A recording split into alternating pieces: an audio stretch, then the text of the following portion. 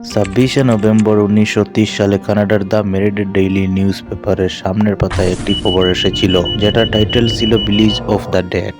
এই খবরে পুরা কানাডার লোকদের গুম কেড়ে নিয়েছিল, কেননা উত্তর কানাডাতে এক পুরা গোষ্ঠী রাতারাতি কোথায় গায়েব হয়ে গিয়েছিল কেউ জানতো না। RMS বাংলায় আপনাদেরকে আরো একবার স্বাগতম। বন্ধুরা, নর্থ কানাডার দূর দারাজ এলাকায় উপস্থিত এটা হলো এনজিকুনি লেক। এটার পাশে একটা ছোট গ্রামে এস্কিমো নামে ট্রাইব থাকতেন। এখানে প্রায় 100 থেকে 200 জন লোক থাকতেন। এই লেক থেকে মাছ ধরে নিজের জীবন বাঁচাতেন। এই নর্থ কানাডার সেই এরিয়া যেখানে হাজার নয় অর্থাৎ লক্ষ স্কোয়ার কিলোমিটার এরিয়াতে শুধু অল্প হাজার লোক থাকতেন। আর এটার কারণ হলো এখানের আবহাওয়া মানুষের জন্য অনেক বিপজ্জনক। এনজিকুনি লেকে মাছ ছাড়াও আশেপাশের এলাকায় আরো বন্যপ্রাণী শিকার করা হতো, আর এটার জন্য অনেক শিকারী এখানে শিকার করতে আসতেন। এই নভেম্বরে 1930 সালে এক ঠান্ডা শীতলময় দিন ছিল। জলেবেল নামে এক শিকারী ব্যক্তি এখানে শিকার করতে আসেন। শিকার করতে এত মগ্ন হলেন যে তিনি নিজেও জানতেন না কখন রাত হয়ে গেছে। তার মনে আসলো একটা বুদ্ধি, আগের মতো লেক এনজিকুনি এর পাশে এস্কিমো নামে লোকদের গড়ে গিয়ে রাত কাটিয়ে দেবেন। এই গ্রামের লোকেরা বাহার থেকে আসা লোকদেরকে খেজমতের জন্য প্রচুর আগ্রহী ছিলেন। তাই জলেবেলে নিজের সামান বাঁধলেন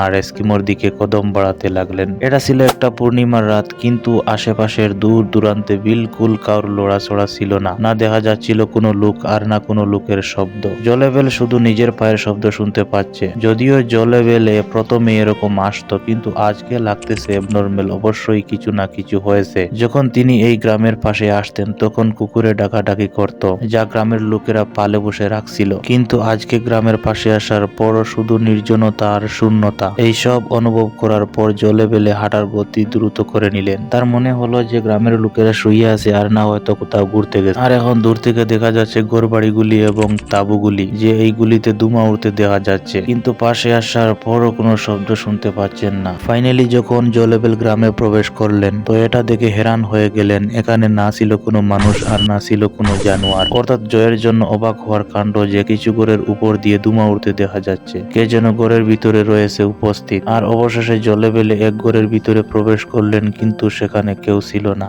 আর এরকম হাল এখানের সব ঘরের। হয়তো জয়ে এইসব ঘটনা দেখে না দেখার ভান করে চলে যেত, কিন্তু একটি জিনিস জোকে আরো পেরেশানিতে ফেলে দিল। কিছু ঘরে রান্না করার কড়াই চুলার উপর রয়েছে, কিন্তু খাবার জ্বলে গেছে। অর্থাৎ রাতের খাবারের জন্য রান্না বসিয়েছিলেন তো, কিন্তু খেতে পারেননি। এখন অবধি গ্রামের মহিলারা যে কাপড়গুলি সেলাই করতেন সেই কাপড় পর্যন্ত পড়ে রয়েছে, আর সুইতে সুতাও ভরা রয়েছে। এরকম বোঝা যাচ্ছে যে হয়তো গ্রামের লোকেরা হঠাৎ কোথাও চলে গেছে।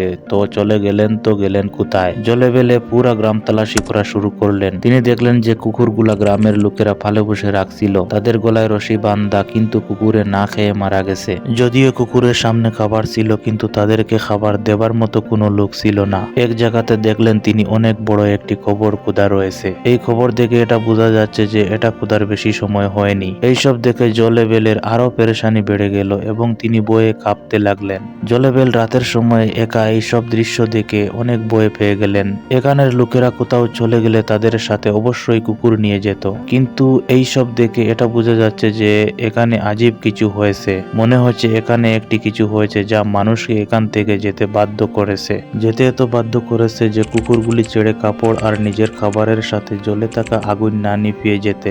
এই সব কিছু দেখে বেশি সময় না দাঁড়িয়ে তাড়াতাড়ি করে পাশে থাকা এক টেলিগ্রাফি অফিসে চলে গেলেন। সেখান থেকে তিনি রয়্যাল কানাডিয়ান মাউন্টেন পুলিশের সাথে যোগাযোগ করলেন আর তাদেরকে নিজের চোখে দেখা ঘটনা বলে দিলেন। পুলিশ যখন গ্রামে আসলেন তখন জলেবেলে যা কিছু বলেছিল সবই তো সত্যি। পুলিশের মনে হলো হয়তো কেউ হামলা করেছে আর গ্রামের সকল লোকদেরকে মেরে ফেলেছে। কিন্তু এরকম হতো যদি, তাহলে কোথাও না কোথাও মানুষের রক্ত পাওয়া যেত। রক্ত না ছিল আর না মারধরের কারণে কোথাও না কোথাও ভাঙ্গাচুরা হতো। পুলিশ তাড়াতাড়ি করে গ্রামের লোকদেরকে খুঁজতে এক সার্চ অপারেশন শুরু করলেন।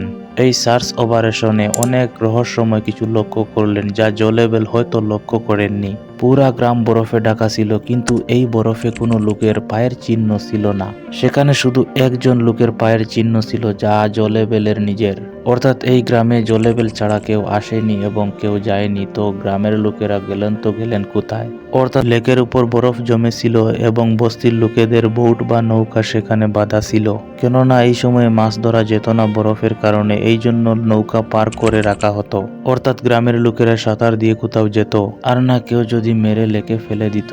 তাহলে লেকের উপর বরফের লেয়ার কোথাও না কোথাও ভাঙ্গা চূড়া বা ফাটা দেখা যেত।